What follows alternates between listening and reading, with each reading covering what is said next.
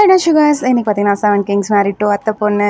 எல்லோரும் ரொம்ப ஈகலாக வெயிட் பண்ணிகிட்ருக்கீங்க இந்த பாட்டுக்காக. வாங்கடா ஸ்டோரிக்குள்ளே போயிடலாம். ரொம்ப பேசல. லாஸ்ட் பார்ட் எதோட முடிச்சிருந்தோன்னா வந்து ஜெமினை வந்து அடிச்சிருப்பார் ஃபுட்பால் வச்சு. நீங்கள் அதை பார்த்துட்டு என்ன அது அப்படின்னு கேட்டிருப்பீங்க. அவரும் வந்து அவங்கள கூட்டிகிட்டு போயிட்டு அந்த கிரவுண்டில் வந்து விளையாட சொல்லி கொடுத்துட்ருப்பாரு. இந்த பக்கம் ஆரம் வந்து நம்ம ஜிம்மினை திட்டிகிட்ருப்பாரு. அதோடு முடிச்சிருந்தேன். வாங்கடா அதுலேருந்தே கண்டினியூ பண்ணிக்கலாம். ஆரம் ஜிம்மினை திட்டிகிட்டே அப்படியே உள்ளே கூட்டிகிட்டு போகிறாருங்க. உள்ளே போய் பார்த்திங்கன்னா இங்கே ஜெய்ஹோப், ஜேகே, சிவான்னு சொல்லிட்டு எல்லோரும் உட்காந்துருக்காங்க.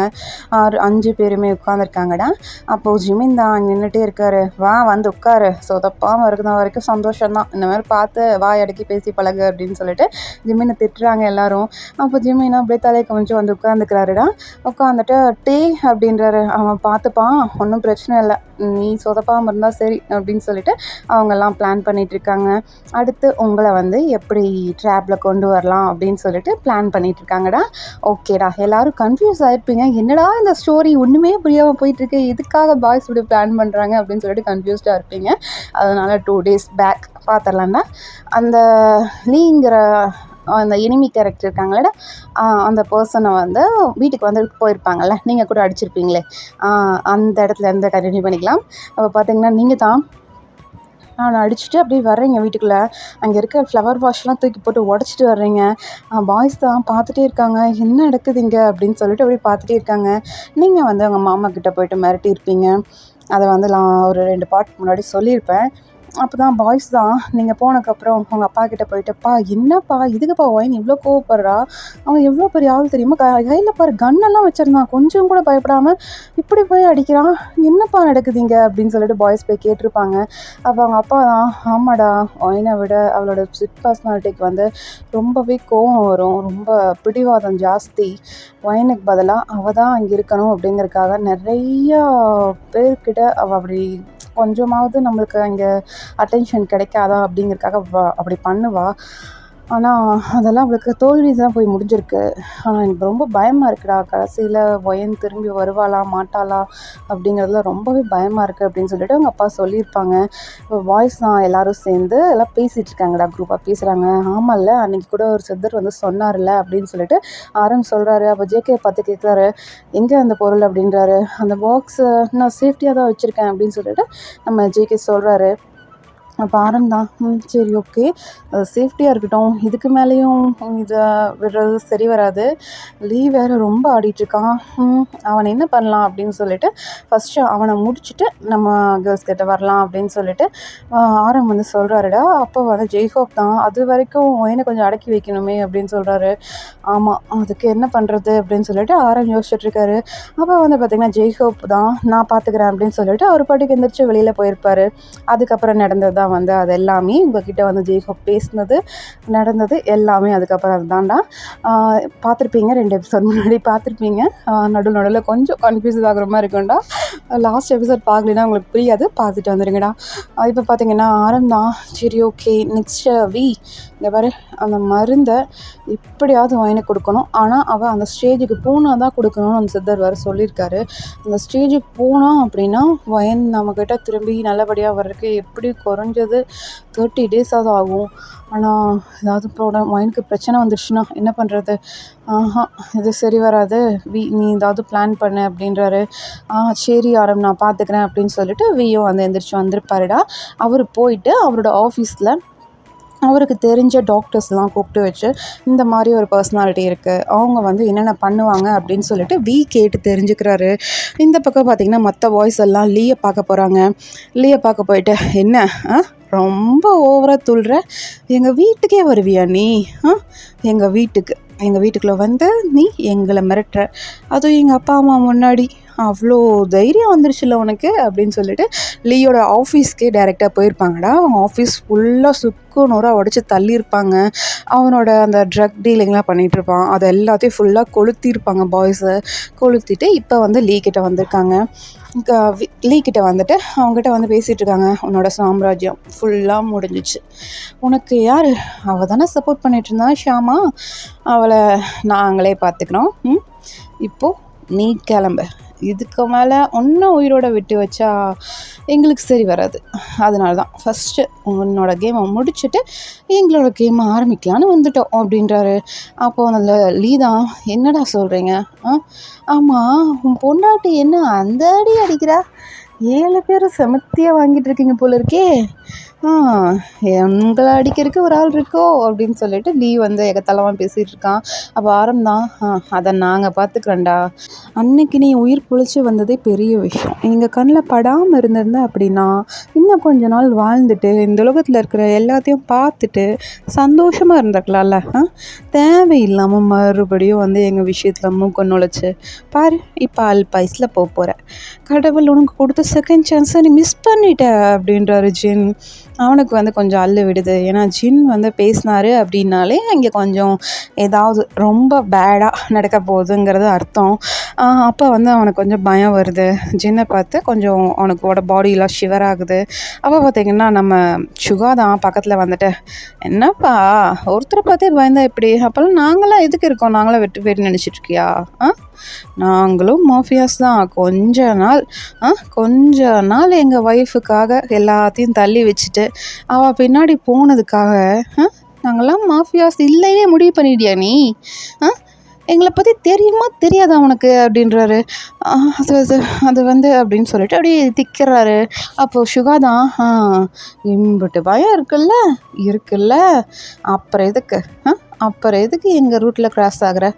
கம்முன்னு நீ பாட்டுக்கு உயிர் பொழிச்சோமா, போனோமா, வேறு எங்கேயாவது ஒரு பொண்ணை கல்யாணம் பண்ணோமா, நிம்மதியாக வாழ்ந்த மாதிரி இருந்துட்டு போயிருந்தேன்னா நாங்களும் கண்டு காணாமல் இருந்திருப்போம். உனக்கு எவ்வளோ தில் இருந்தால் எங்கள் முன்னாடி வந்து நின்றுட்டு எங்கள் ஒய்ஃபை பிடிச்சிருக்கு, அவளை நான் பார்த்தேன், ஒரு நைட்டுக்கு கொடுங்கன்னு கேட்டிருப்ப அப்படின்னு சொல்லிட்டு அவனோட ப்ரைவேட் பார்ட்லேயே அப்படியே வந்து ஒரு கத்தியை வச்சு அப்படியே அடிச்சுட்டே கேட்டுட்ருக்காரு சுகா. அவன் தான் அந்த கத்தியையும் சுகாவையும் மாறி மாறி பார்த்துட்ருக்கான். பார்த்துட்டு இருக்கும்போதே பார்த்திங்கன்னா சுகா கேட்டுட்டு டக்குன்னு அந்த கத்தியை வந்து அந்த இடத்துல அப்படியே சொருகிடுறாரு. அவன் கத்தவே முடியல. அவ்வளோதான், அவனுக்கு எப்படி பேசுறதுன்னு கூட தெரில. அவன் ஃபேஸ் எல்லாம் அவ்வளோ ரெட்டிஷ் ஆகிடுது. கண்ணாமலாம் வெளியில் வந்துடும் போல இருக்குது. அவன் கத்தி அழக்கூட முடியலை. சத்தம் போட்டானா கூட அவனுக்கு உயிர் போயிடும் அப்படிங்கிற மாதிரி இருக்குது அவனுக்கு. அவன் அப்படி பண்ணிகிட்ருக்கான். அப்போ சுகா தான், இது இருக்க போய் தானே கேட்டேன், எங்கள் பொண்டாட்டி உனக்கு வேணுமா? இது இருக்கிறனால தானே. இதுவே இப்போ இல்லை, என்ன பண்ணலான் இருக்க அப்படின்றாரு. அவனா அவ்வளோ கொலை வெறியோடு பார்த்துட்ருக்கான்டா சுகாவை. அப்போ பார்த்திங்கன்னா சப்புன்னு ஒரு அப்பு, யாரா அப்படின்னு சொல்லிட்டு திரும்பி பார்த்தா இங்கே ஜேகே தான் நின்றுட்டுருக்காரு. அவரை பார்த்துட்டு, என்ன அப்படின்ட்டு அப்படியே மூச்சு வாங்குறாரு. அவனால் பேச முடியலடா, மூச்சு வாங்குறாரு. அப்போ சுகா தான், உனக்கு எவ்வளோ தைரியம் எங்கள் வீட்டுக்குள்ளே வந்துட்டு எங்கள் அப்பா முன்னாடி கை நீட்டி பேசுகிறேன், இந்த கை தானே அப்படின்னு சொல்லிட்டு அவரோட ஃபிங்கர்ஸ்லாம் இருக்கும் பார்த்தீங்களாடா, அதெல்லாத்தையும் துண்டாக வெட்டிகிட்ருக்காரு ஜேகே. அதை பார்த்துட்டு அப்படியே ரசிச்சிட்ருக்காரு. இந்த பக்கம் சின்னா, இது பத்தாதே அப்படின்னு சொல்லிட்டு அந்த இது இருக்கும்லடா, தேனி இருக்கும்ல, அதில் வந்து கொஞ்சம் ராட்சச தேனின்னு சொல்லுவாங்க. எஸ், அது நேம் எனக்கு கரெக்டாக தெரிலடா. அதனால தான் அந்த தேனியை பார்த்திங்கன்னா ஒரு பாக்ஸில் போட்டு வச்சுருப்பார் ஜின். அந்த பாக்ஸை ஓப்பன் பண்ணி அவனோட கண்ணில் வச்சு ஒரு டவல் வச்சு கட்டும்போது பார்த்திங்கன்னா அந்த தேனி வந்து அவனோட கண்ணை அப்படியே கடித்து திங்க ஆரம்பிக்குது. அவனோட பிளட்டெல்லாம் அப்படியே ஒழுகுது. அவன் கத்த முடியாமல் இருந்தாலும் அவன் அலறான், என்னை விட்டுருங்க, நான் போயிடுறேன், இதுக்கு மேலே நாங்கள் பக்கமே வரமாட்டேன், ப்ளீஸ் என்னை விட்டுருங்க, என்னை உயிரோட மட்டும் விட்டுருங்க அப்படின்னு சொல்லிட்டு அவன் அப்படியே கத்துறான். இவங்க 4 பேரும் விடுவோமா நாங்கள் அப்படின்னு சொல்லிட்டு அவங்க வந்து இப்போ பண்ணிகிட்ருக்காங்கடா. அப்போ பார்த்திங்கன்னா நம்ம ஜிமின் தான், என்ன நீங்கள் மட்டும் பார்த்துட்ருக்கீங்க, அப்போ நான் அப்படின்னு சொல்லிட்டு ஜிமின் பாவமாக பவுத் பண்ணிகிட்டே வராரு. அப்போ ஆரம்பம், உனக்கு இல்லை இந்த ஜிமின், வா அப்படின்னு சொல்லிட்டு அவர் வந்து அப்படியே கூப்பிட்டு அவன் பக்கத்தில் நிறுத்துறாரு. உனக்கு என்ன வேணுமோ பண்ணுப்பா அப்படின்றாரு. அப்புறம் அவன் ஏதாவது பண்ணிட்டேன்னு என்னை திட்டக்கூடாது அப்படின்ட்டு பாவமாக பவுத் பண்ணுறாரு. அப்போ ஜின் தான், ஓகே ஒன்றும் பண்ணல, நீ பண்ணு அப்படின்றாரு. அப்போ ஜிமின் வந்துட்டு கையில் ஒரு பாக்ஸ் மாதிரி எடுக்கிறாருடா. அந்த பாக்ஸில் பார்த்திங்கன்னா ஃபுல்லாக அந்த விஷப்பூச்சிங்கன்னு சொல்லுவாங்கள்ல, அட்டைப்பூச்சிங்க, நிறைய விஷம் இருக்கிற பூச்சிங்கெல்லாம் இருக்குல்ல, அந்த பூச்சிங்களெல்லாம் ஒரு பாக்ஸில் வந்து ஜிமின் சேர்த்தி வச்சுருக்காரு.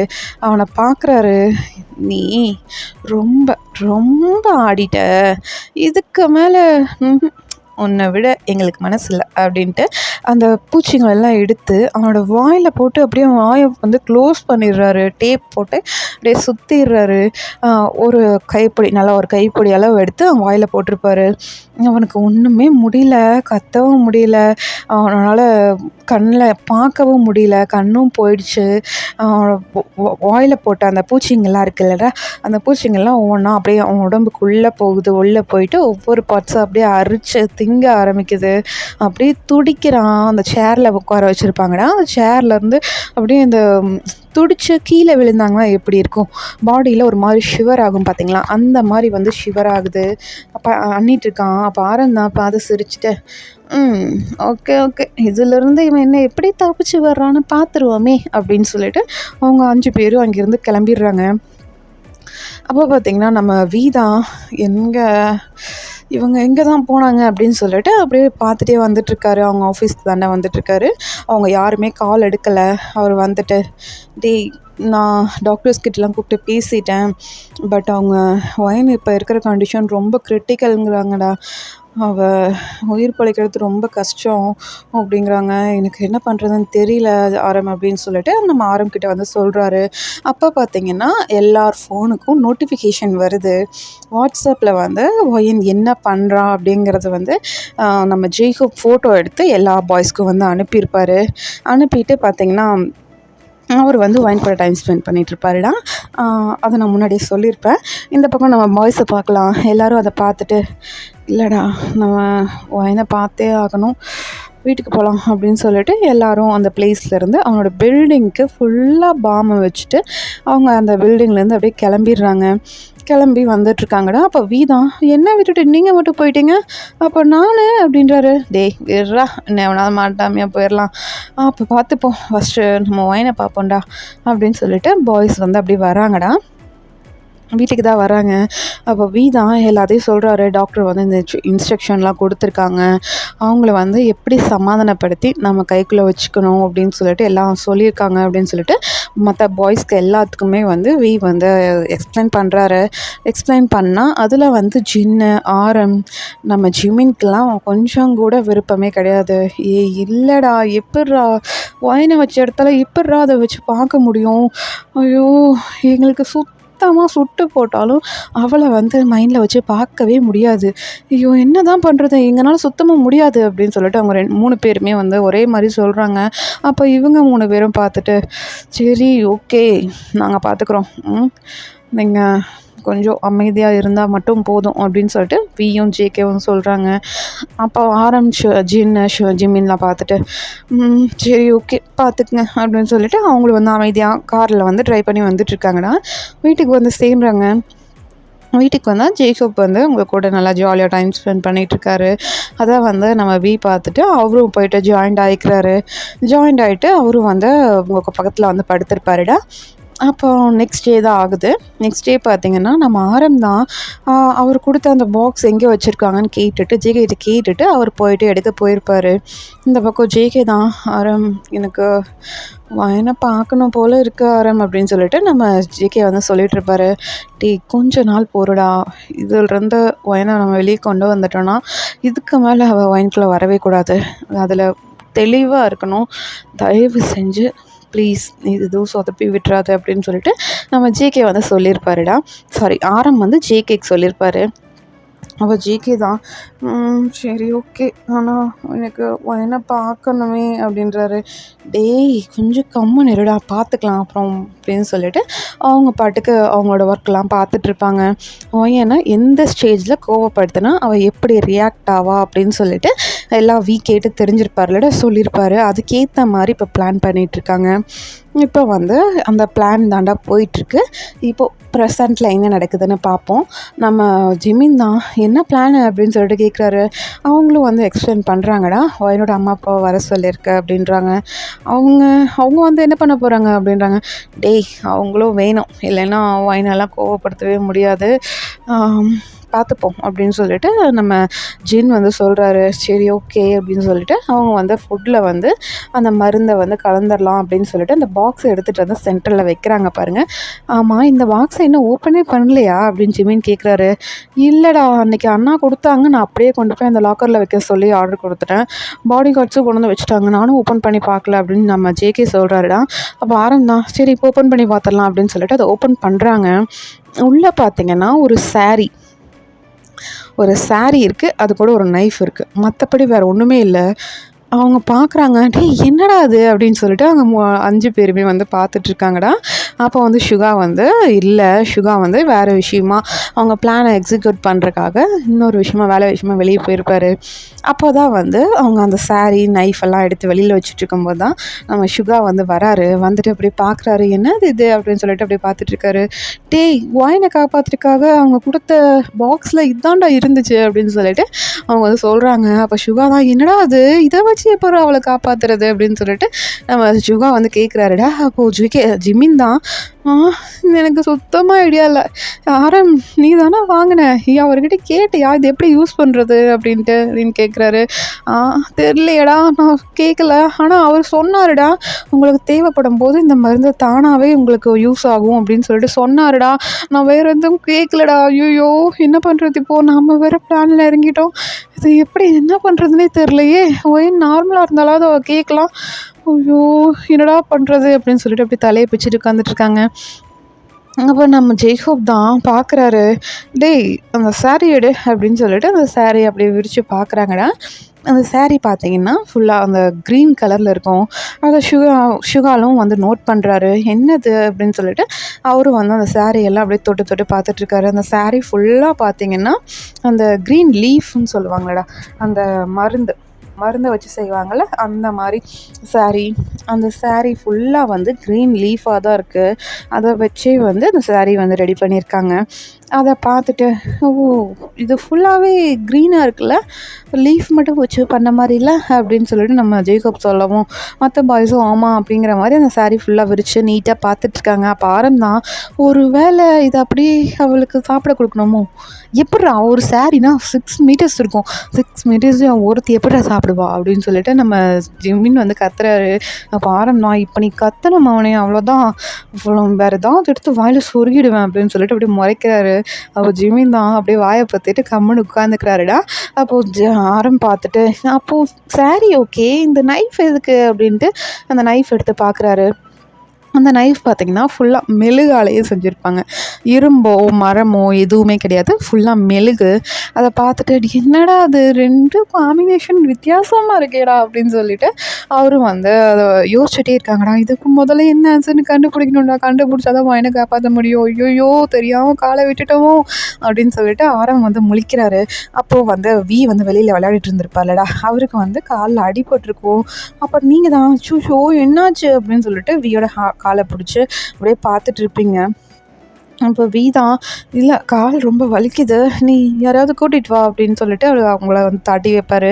நீங்களும் வீட்டுக்குள்ளே வர்றீங்கடா, வீட்டுக்குள்ளே வந்து பார்க்க போகிறீங்க. அப்போ வந்து பாய்ஸ் எல்லாம் அவசரமாக அந்த சாரீ நைஃபு எல்லாத்தையும் எடுத்து அந்த பாக்ஸில் போட்டு அந்த பாக்ஸை வந்து நம்ம ஜிமின் தான் தூக்கிட்டு போகிறாரு. ஒரு ரூமில் கொண்டு போய் வச்சுட்டு அவர் பாட்டுக்கு வெளியில் வந்துடுறாருடா. அவர் வெளியில் வரும்போது தான் நீங்கள் உள்ளே என்ட்ராக இருப்பீங்க. நீங்கள் வந்து பார்க்குறீங்க அந்த வீடு ஃபுல்லாக ஏதோ ஸ்மெல்லாக இருக்குது.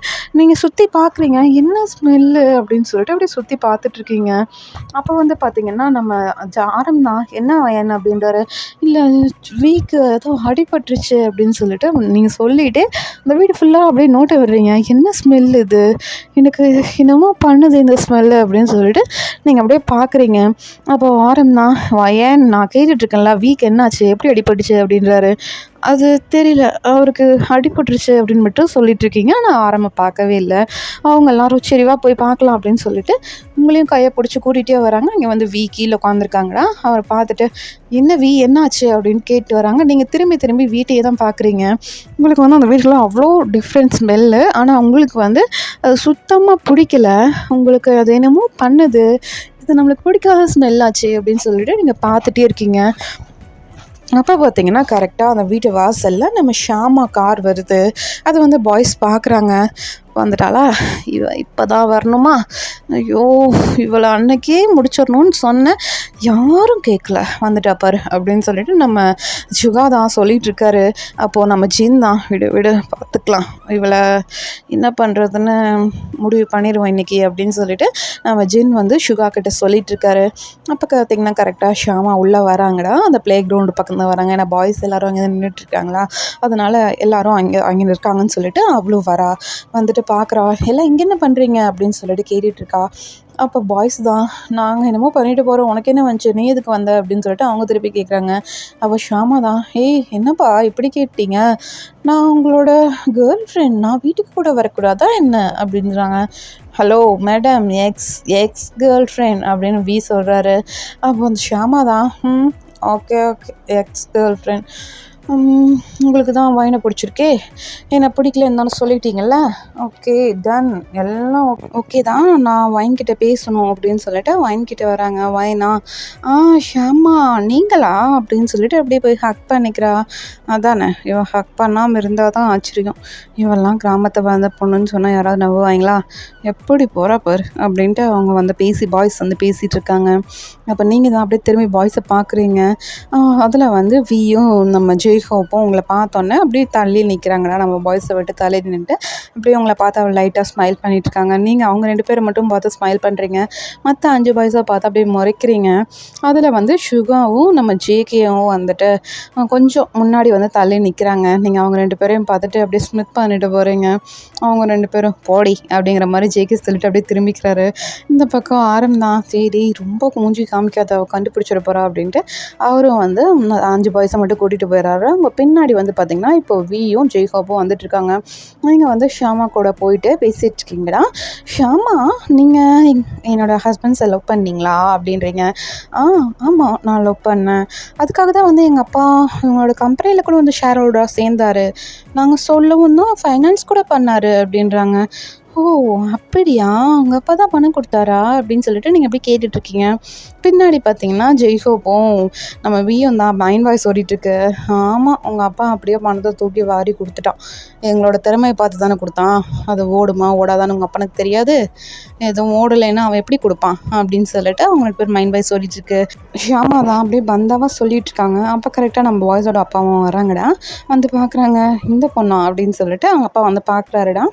பார்த்துட்டு பாய்ஸ் அவங்க 2 பேரையும் பார்க்குறாங்க. மற்றவங்களாம் எங்கடா அப்படிங்கிற மாதிரி கேள்வி கேட்குறாரு.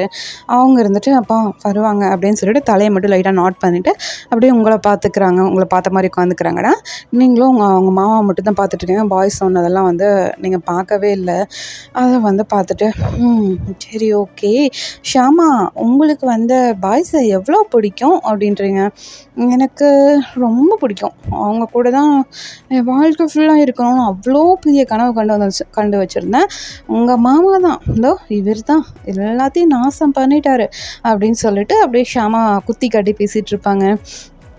அப்போ நீங்கள் தான், ஓ அப்படியா, அப்போ பாய்ஸை விட உங்ககிட்ட தான் பணம் ஜாஸ்தி இருக்கா அப்படின்றீங்க. ஆமாம், அப்படியும் சொல்லலாம், எங்கள் அப்பா ஃபைனான்ஸ் பண்ணலைன்னா இவங்கெல்லாம் ஒன்றுமே இல்லை அப்படின்ட்டு அவங்க ஒரு இலக்காரமாக பேசுவாங்களா, அந்த மாதிரி வந்து பேசுகிறாங்க. அது வந்து வீக்கு ஜீஹோப்பு நல்லா புரியுது. பேசு இவகிட்ட தானே என்ன வேணால் பேசு, எனக்கு தெரியாமல் இருக்கிற வரைக்கும் சந்தோஷம்தான் அப்படின்ட்டு அவங்க 2 பேரும் அப்படியே பார்த்துட்ருக்காங்க. அப்போ நீங்கள் தான், ஓ அப்படியா, ஓகே நான் ஒரு நாள் உங்கள் வீட்டுக்கு வரட்டா அப்படின்றீங்க. தாராளமாக வாங்க அப்படின்னு சொல்லிட்டு அந்த ஷியாமாவும் சொல்கிறாங்க. அப்போ வியோட மைண்ட் வாய்ஸு, ஐயோயோ இவன் நம்ம கூடலாம் சேர்ந்து க்ளோஸ்அப்பில் ஒரு ஃபோட்டோ எடுத்து வச்சுருக்காளே, அதெல்லாம் ஒயன்னு பார்த்துட்டா என்ன பண்ணுறது, ஐயோயோ வேணாம் வீட்டுக்காக நோ அனுப்பவே கூடாது அப்படின்னு சொல்லிட்டு அவர் திருட்டு மணி முழிச்சு பார்த்துட்ருக்காரு. இந்த பக்கம் ஜெய்கோப்பா, ஏன்டா இப்படி முழிக்கிற, நீ முழிக்கிறத பார்த்தாலே அவள் கண்டுபிடிச்சிருவா போல் இருக்கு அப்படின்னு சொல்லிட்டு அப்படியே காது கிட்ட வந்துட்டு ஜெய்கோப் சொல்கிறாரு. அப்போ வீதான், டேய் அவன் நம்ம கூட சேர்ந்து எடுத்த ஃபோட்டோஸ்லாம் அவன் வீடு ஃபுல்லாக வச்சுருக்காடா, ஐயோ போய் பார்த்தானா வயனுக்கு தெரியும்ல அப்படின்றாரு. ஆமாம்ல, இந்த விஷயத்த நான் மறந்துட்டேனே அப்படின்னு சொல்லிட்டு ஜெய்கோப் தான் அவங்கள பார்த்துட்டு வயன் அப்படின்றாரு. அப்படின்னு சொல்லிட்டு நீங்கள் திரும்புறீங்க பாருங்கள். ஜெய்கோப் டக்குன்னு, இல்லைடா என்னடா இங்கே பாரு, நம்மளுக்கு கொஞ்சம் வெளியில் போகிற வேலை இருக்குல்ல, நீ கூட ஷாப்பிங் பண்ணணும்னு சொன்னேன், போகலான்னு சொன்னேன்ல, போகலாமா அப்படின்றாரு. நீங்கள் அப்படியே பார்க்குறீங்க ஷியாமாவை. ஷியாமா தான் ஜேக்கோப்பே வியர்டாக பார்க்குறாங்க. ஏன்னா ஜேக்கோப் வந்து எங்கேயுமே ஷாப்பிங்க்கு வெளியில் போகவே மாட்டார். அது கேர்ள்ஸ் கூட ஷாப்பிங் போகிறதுனா அவருக்கு சுத்தமாக பிடிக்காது. பாய்ஸ் கூட போகிறதுனா மட்டும்தான் பிடிக்கும்.